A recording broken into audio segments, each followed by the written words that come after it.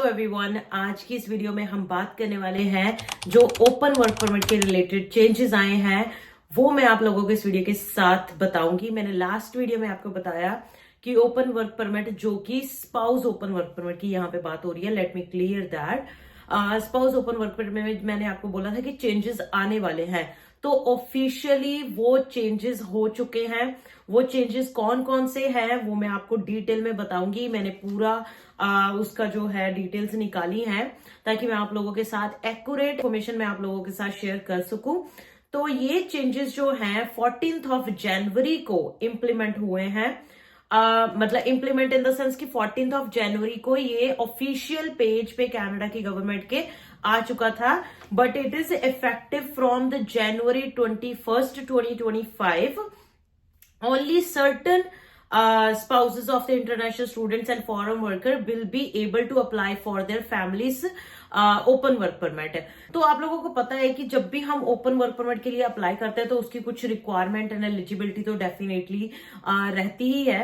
तो ऐसे ही जो SOWP होता था यानी कि स्पाउस ओपन वर्क परमिट, उसमें भी आपको पता है कि बहुत सारी रिक्वायरमेंट्स एंड एलिजिबिलिटीज होती थी, यानी कि जो उनका दूसरा स्पाउस यहाँ पे स्टडी कर रहा होता था उसके रिलेटेड बहुत इंपॉर्टेंट जो होती थी चीजें जो ध्यान में रखनी होती थी, यानी कि उनकी स्टडी कौन सी फील्ड में है, वो जॉब करते हैं या नहीं करते, अगर वो वर्क परमिट पे आ चुके हैं ऑलरेडी तो मतलब तो वो कौन सी स्ट्रीम यानी कि कौन से नॉ कोड में जॉब कर रहे हैं, तो ये सारी चीजों का ध्यान रखना पड़ता था। उसमें आपको पता है बीच बीच में बहुत सारे चेंजेस आए और अगेन अब जनवरी 20 जैसे मैंने बोला कि ये जो रूल्स हैं वो जनवरी 21, 2025 से इम्प्लीमेंट हो चुके हैं। ठीक है, तो चेंजेस क्या है वो सुन लीजिए। Family of open work permit will be limited to spouses of international students who are enrolled in master's program that are 16 months or longer, doctoral program or select professional and eligible program. Okay, जो तो यहाँ पे international students हैं उनके अगर spouses के लिए उन्होंने अपने स्पाउसेस के लिए ओपन वर्क परमिट अप्लाई करना है तो ये प्रोग्राम्स में ही वो होने चाहिए। Master program that are at least 16 months longer, 16 months का एटलीस्ट प्रोग्राम हो, मतलब मास्टर्स कम मतलब 16 यानी कि 16 मंथ्स यानी कि 2 साल, मतलब 2 साल से कम की मास्टर्स नहीं होनी चाहिए अगर आपने अपने स्पाउस के लिए वर्क परमिट अप्लाई करना। पहले 1 साल का कर दिया था कि अगर आप 1 साल का भी प्रोग्राम लेते हो मास्टर्स का then you still be eligible, but अभी चेंज कर दिया है। तो कुछ सिलेक्टेड प्रोफेशनल प्रोग्राम्स हैं और भी जिनका लिंक मैं आपको डिस्क्रिप्शन बॉक्स में दे दूंगी, आप वहां पे चेक कर सकते हो। दूसरे नंबर पे अब बात आ जाती है उनकी जो वर्क परमिट पे हैं, जो वर्क परमिट ले चुके हैं, तो उनकी जॉब का क्या फंडा रहेगा या उनकी जॉब का क्या सीन रहेगा। So the family open work permits will also be limited to spouse of foreign workers who are employed in tier 0 and 1 only. ठीक है, tier 0 and 1 only ये मैंने आपको लास्ट वीडियो में भी बताया था कि वो करने वाले हैं कि जिनकी जॉब सिर्फ 0 and 1 में होगी वही अपने स्पाउस के लिए वीजा अप्लाई कर सकते हैं। इनिशियली जब ये स्टार्ट हुई थी चीज तब भी यही था कि आपकी जॉब जो है 0A-B में, तब नॉक ABCD चलते थे, तब भी उन्होंने यही बोला था कि 0A-B में ही होनी चाहिए अगर आप अपने स्पाउस का वीजा अप्लाई करना चाहते हो। उसके बाद फिर चेंज हो गए थे कि किसी में भी हो, डजंट मैटर। तो now they are back again कि ओनली tier 0 and 1 occupations और सिलेक्ट tier 2 और 3 occupations in sectors with labour shortage, मतलब tier 2 and 3 वाले भी इसके अंडर एलिजिबल होंगे, बट ओनली जिन नॉ कोड्स में लेबर की शॉर्टेज है under the tier 2 and 3 category with the government priorities, जिसमें गवर्नमेंट ने बोला गया है, जिसमें आती हैं these include occupation in the natural and applied science, health care, obviously health care सबको पता है, natural resources, education, sports and military sector. तो the full list will be available on January 21। तो जो कल फुल लिस्ट आ चुकी है, 21 कल था, तो कल कंप्लीट लिस्ट इसकी आ चुकी है कि कौन कौन सी tier 2 and 3 की ऑक्यूपेशंस वाले लोग जो है अपने स्पाउस के लिए वीजा अप्लाई कर सकते हैं। तो उसका लिंक मैं आपको डिस्क्रिप्शन बॉक्स में दे दूंगी, तो आप वहां पे जाके चेक कर लेना।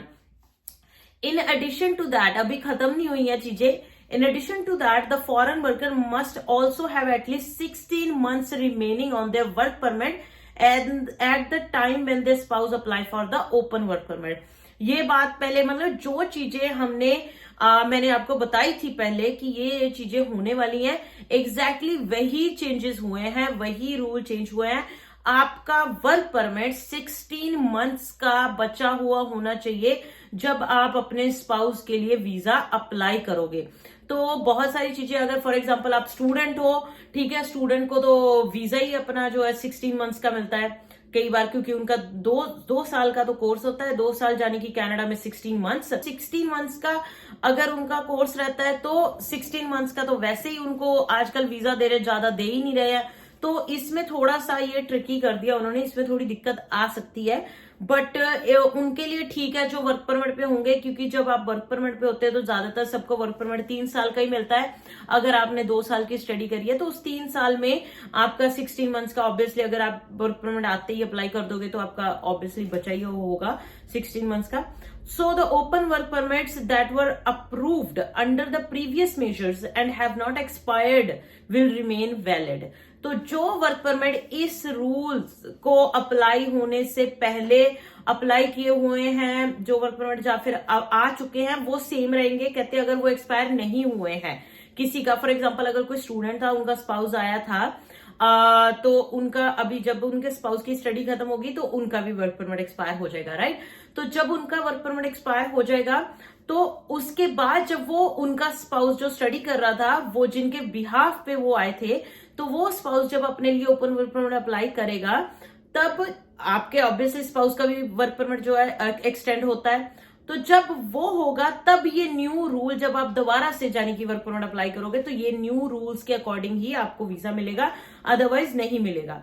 ठीक है. In situations where student may need more time to complete their program or where family member received a shorter work permit than the principal applicant in Canada, family member including spouse and dependent children can apply to renew their work permit as long as they're applying under the same criteria as the current work permit.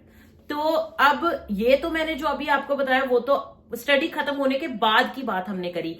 अब ये इन्होंने study खत्म होने से पहले की भी बात कर दी है कि जब फॉर एग्जांपल कई बार ऐसे होता है, मैंने आपको जैसे बोला कि 2 इयर्स की स्टडी मतलब 16 मंथ्स, कनाडा में 4 मंथ्स का अपना जो है सेमेस्टर होता है, राइट.